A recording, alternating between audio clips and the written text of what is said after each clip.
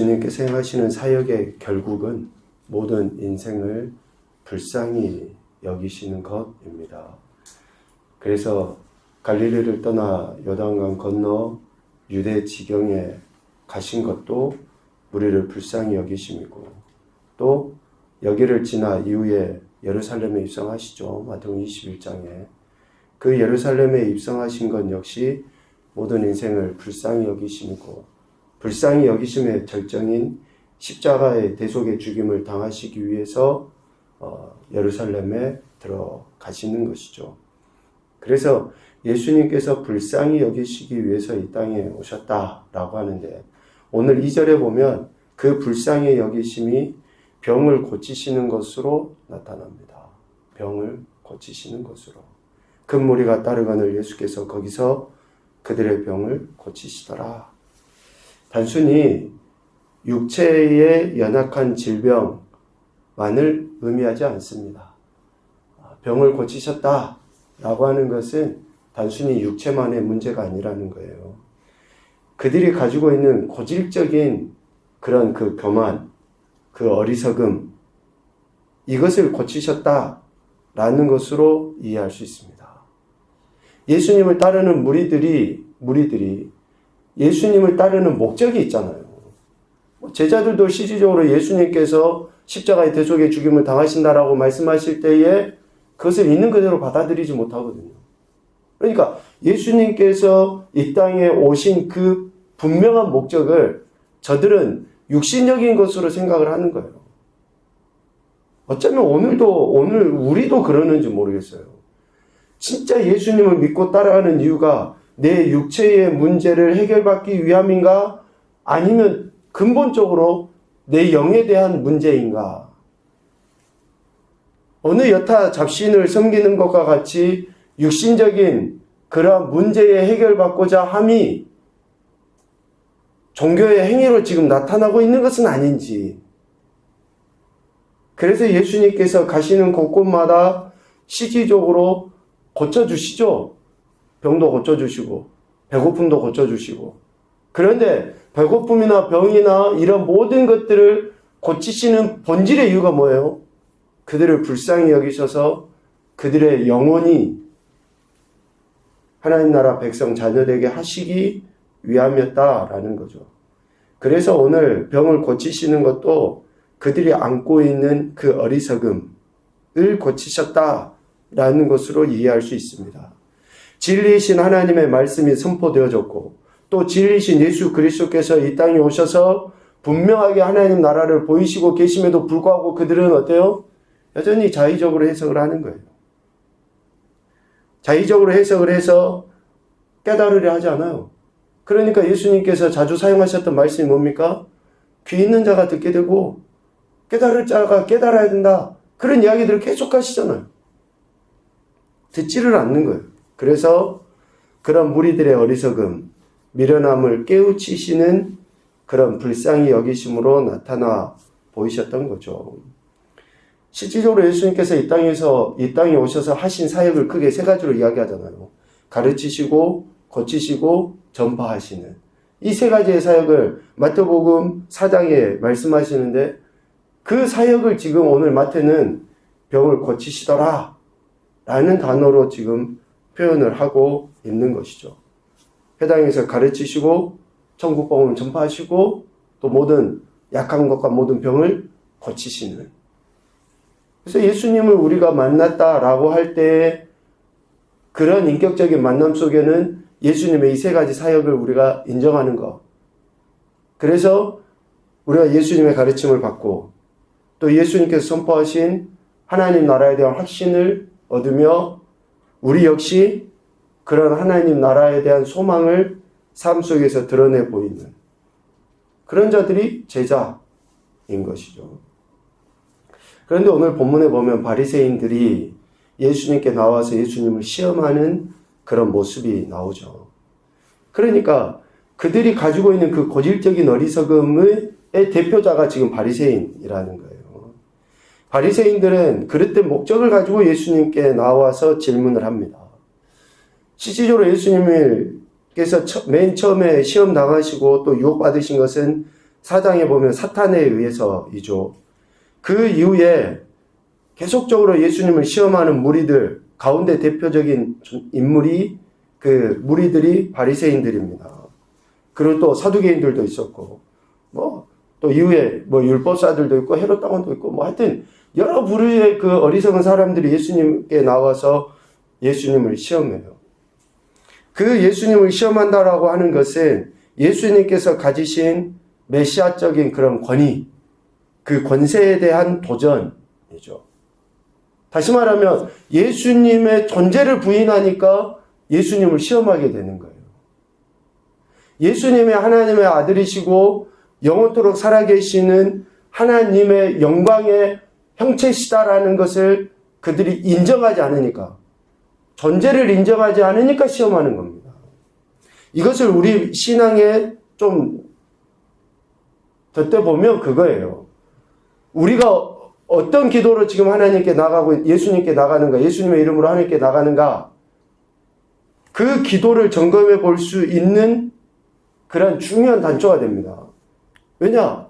예수님의 존재 자체를 믿는다고 하는 것은 마태복음 6장에 이미 예수님께서 하나님 아버지가 어떤 분이시고 우리에게 어떻게 하실 것이라는 것을 말씀하셨거든요. 그러니까 우리가 기도해야 될 그 기도의 핵심은 뭐만 됩니까? 하나님 나라와 의가 되는 거예요. 그런데 여전히 이방인들과 같이 그러한 기도를 하는 거죠. 그래서 예수님의 존재 자체, 즉 메시아적인 그런 권위를 인정하지 않기 때문에 예수님을 시험하는 그러한 어리석은 행태들로 나타나는데, 바리새인들의 시험은 예수님을 시험하는 것은 오늘 질문도 그렇게 하잖아요. 옳으냐 옳지 않으냐. 예수님을 이 양자택일 가운데서 흑백 논리 가운데 빠져들게끔 만드는 거예요. 옳으냐 옳지 않느냐로 예수님을 시험을 하죠. 그런데 예수님께서는 바리새인들이 하는 이 시험의 본질을 아시는 거죠. 그러니까 오늘 말씀에도 본질을 갖고 이야기해요. 옳다, 옳지 않다, 이게 아니라, 바리새인들은 예수님을 시험하려 할 때 결혼을 가지고 이야기하는 게 아니라 이혼을 가지고 이야기해요. 하나님은 뭐에 대해서 이야기하셨습니까? 이혼에 대해서 이야기하신 게 아니라 결혼에 대해서 이야기하셨거든요. 그러니까 같은 것 같은데 같지 않습니다. 하나님의 말씀의 본질은 결혼이에요, 결혼. 그런데 바리새인들은, 이 어리석은 인생들은 하나님의 말씀을 교묘하게 이렇게 왜곡시키죠. 결혼이 아니라 이혼에다 초점을 맞추고 예수님을 지금 시험하려 하는 거예요. 그래서 모세가 이혼 증서를 주어서 버리라 라고 명했다고 하는 그러한 말을 가지고 이혼의 정당함을 주장합니다. 이혼의 정당함을 주장해요. 7절에 모세가 이혼 증서를 주어서 버려라, 이혼해도 된다, 그렇게 이야기했다는 거죠. 모세가 한 말이 틀린 말은 아닙니다. 그런데 모세가 한 말의 의도를 그들이 정확하게 파악하지 못하고 표면적인 내용, 이혼해도 된다라는 것을 가지고 예수님을 시험하는 거죠. 그러니까 그것이 옳으냐 옳지 않느냐 라고 질문을 하는 겁니다. 그런데 모세가 이혼 증서를 주면 이라고 할 때 그 전제는 오늘 8절의 이야기예요. 사람들의 마음의 완악함 때문에 모세가 이혼 증서를 주면 버릴 수 있다 라고 했다라는 거예요. 예수님께서 설명해 주시기를, 사람의 마음에 완악함이 있기 때문에, 이 마음이 완악하다라는 것을 이렇게 이해할 수 있어요. 첫 번째로는 우리 인생이 하나님께서 제정하신 그 결혼을 완전하게 지킬 만큼 순수하거나 신앙의 열정을 가지고 있지 못하다라는 거예요. 하나님께서 말씀하신, 제정하신 결혼을 우리 인생이 완전하게 지킬 만한 그런 순수한 믿음, 그리고 또 열정을 갖고 있지 못하다라는 것이 마음의 완악함이에요. 결혼뿐만 아닙니다. 하나님이 하신 말씀, 그 어떤 말씀 하나라도 우리 인생은 그 말씀을 있는 그대로 받아들여서 순종하고 끝까지 지킬 만한 열정이 없어요, 우리 인생은. 어떤 말씀에 대해서 우리가 있는 그대로 받아들이고 그 말씀을 완전하게 지킬 수 있는 말씀이 뭐 한 가지라도 있습니까? 우리는 그러지 못합니다. 두 번째로는 우리 인생은 어떻게 해서든지, 즉 수단과 방법을 가리지 않고 자기 소견에 옳은 대로 행동하여 마음에 들지 않으면, 자기 인간의 내 마음에 들지 않으면 무엇이라도 할 수 있는 존재예요. 그것이 마음의 완악함이라는 거예요. 다시 이야기합니다. 어떻게 해서든지 수단과 방법을 가리지 않고 자기 소견에 옳은 대로 행동하려는 그런 그 마음이 우리 인간에게 있다라는 거예요. 그것을 마음의 완악함으로 표현합니다. 그래서 내 마음에 들지 않으면 무엇이든지 할 수 있어요. 무엇이든지. 심지어는 학대, 심지어는 살인까지 해가면서 내가 원하는 것을, 또 내가 원하지 않는 것을, 원하는 것을 하고 싶었고 원하지 않는 것은 하기 싫어하는 그러한 그 교만의 그 죄성이 우리 마음에 있다는 거예요. 그것을 마음의 완악함이라고 표현한 거죠. 그러니까 마음이 완악하니까 결국 모세가 이 말을 한 것은, 이혼 증서를 주어서 버리라고 한 것은, 마음이 완악한 인생이 마음에 안 들어요.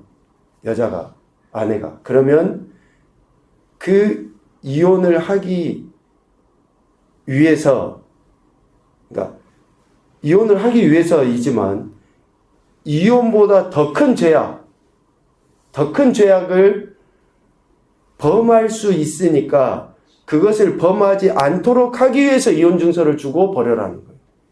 같이는 살아요. 이혼하면 안 된다 했으니까. 그런데 어때요?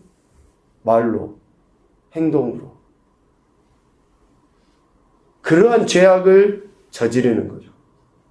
그래서 그 죄악을 방지하도록 하기 위해서, 그래서 8절 말미에 예수님이 이 말씀을 하시죠. 본래는 그렇지 아니하다. 그러면서 설명을 하십니다. 예수님께서는 이혼이 아닌 결혼에 대해 하나님이 하신 말씀을 가지고 이야기하셔요. 이혼으로 시험을 하려 했지만 결혼으로 하나님의 말씀의 의미를 다시금 설명합니다. 4절, 하나님께서는 본래 남자와 여자를 지으셨다. 5절, 남자와 여자의 결혼은 한 몸을 의미한다. 6절, 한 몸을 사람이 임의로 나눌 수 없다. 하나님께서 하신 그 본래의 말씀을 가지고 이야기하시는 거예요. 본래의 말씀을 가지고. 결국 결혼은 남자와 여자를 지으신 하나님의 목적을 이루는 수단이기 때문에 사람들이 임의로 나눌 수 없다. 그렇게 하는 것은 하나님의 주권을 거역하는 행위다 라고 이야기합니다. 그런데 예수님께서 바리새인들이 시험하려고 했던 이혼, 또 어쩌면 결혼에 대한 이야기지만 예수님께서 이 말씀을 하신 궁극의 이유는 불쌍히 여김을 받은 인생이 보여야 될 가장 핵심의 태도가 뭐예요? 하나님의 주권을 인정해야 된다는 거예요. 우리가 하나님의 주권으로 인해서 불쌍히 여김을 받았잖아요, 내가. 상대방에 대해, 특별히 한 몸이라고 하는 이에 대해 불쌍히 여기는 태도는 하나님의 주권을 인정하지 않으면 되지를 않는 거예요. 지금 그것을 가르치시기 위해서 예수님께서는 이러한 이야기들을 통해서 그들을 깨우치시고 있는 것이죠. 불쌍히 여김을 받은 인생이 보여야 될 가장 핵심적인 태도는 하나님의 주권을 인정하는 것. 하나님의 주권적 허용하심으로 인해서 한 몸이 되었고 그 주권적 허용하심을 우리는 신뢰하고 인정하는 그런 삶을 살아야 된다라는 것에 대해서 예수님께서는 말씀하시는 거죠. 첫 번째 교훈입니다. 불쌍히 여김을 받은 인생은 다른 사람에 대한 하나님의 주권도 인정해야 된다. 다른 사람에 대한 하나님의 주권도 인정해야 돼요. 나는 하나님의 주권에 의해서 내가 구원받고 용서함 받았다라고 하면서 하나님이 인정하신 그에 대해서 우리가 인정하지 못해요. 다른 지체에 대해서 우리가 존중하지 않아요. 그거는 하나님의 주권을 인정하지 않는 거죠. 아니, 나만 구원받습니까? 아니잖아요. 다른 형제에 대해서도 또 한 몸 된 이에 대해서도 하나님의 주권이 있음을 우리는 인정해야 되는 거 아니에요. 근데 불쌍히 여김을 나는 받았다고 하면서 다른 사람에 대해서는 인정하지 않는 것이 근본적으로 하나님의 주권을 인정하지 못하는 거죠. 그래서 다른 사람에 대한 하나님의 주권도 인정해야 된다. 두 번째는 불쌍히 여김을 받음, 곧 용서함 받은 인생은 한 몸인 부부, 곧 자기 자신에 대한 용서로 나타나야 된다.